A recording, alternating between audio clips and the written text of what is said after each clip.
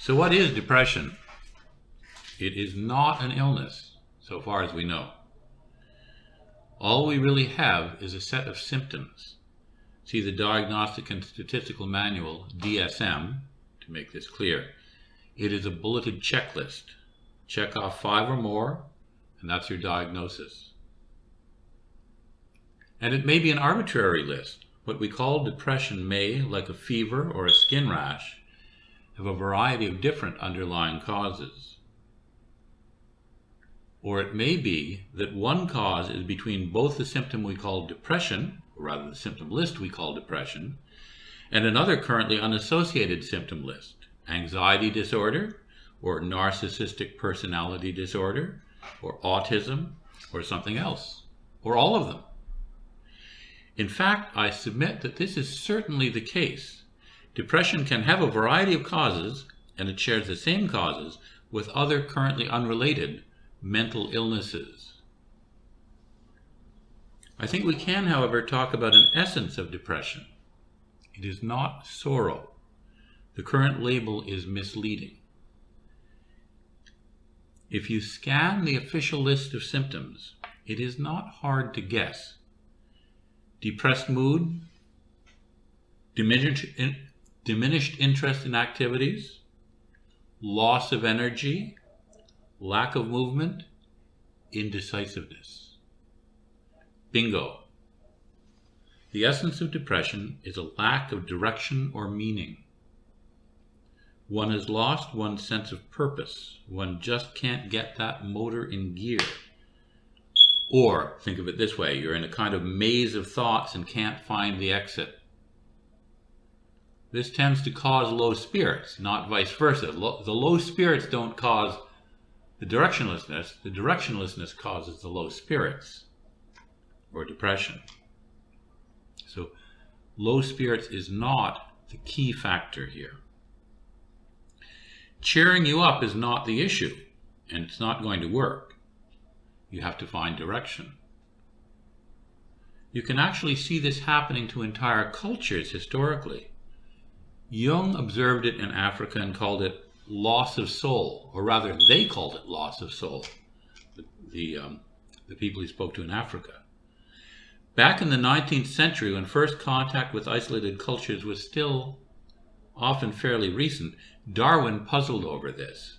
He observed in The Descent of Man that when isolated cultures first encounter Europeans, they tended to stop marrying and having children.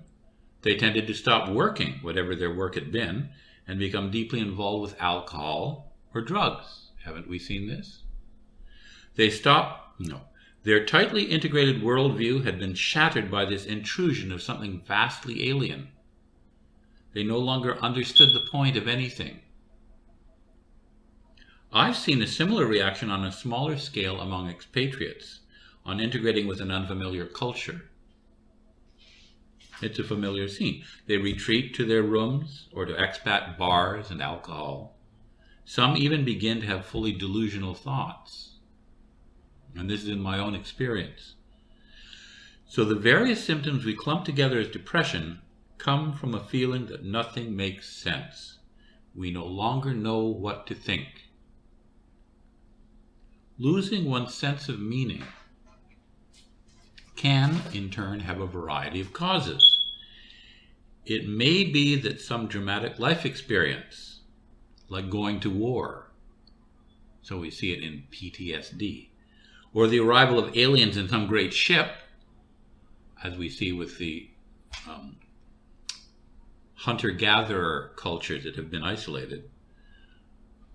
Something like this has challenged all our previous certainties, and we have found them not to be true. You can even get the same effect from some sudden new idea, either something you learn or something you figure out for yourself. For a while, it can be deeply disorienting. This is one reason why, as Aristotle observed, learning is painful. Now, where does meaning come from? We generally derive a huge amount of our sense of meaning, our sense of purpose in our lives from our relationships, from family, from social group, from community, and from nation. We live for our lover, for our children, for our parents, and often we are prepared to die for our country. So one inevitable cause of depressive symptoms, probably the most common, is having come from a family in which one was rejected, devalued, or unloved. Psychiatry and psychology have been vaguely aware of this, but they see the critical factor as childhood abuse, usually physical or sexual, especially sexual. This is not the key. It is the devaluation of the person, or conversely, the devaluation of the family or community relationship, however this is expressed.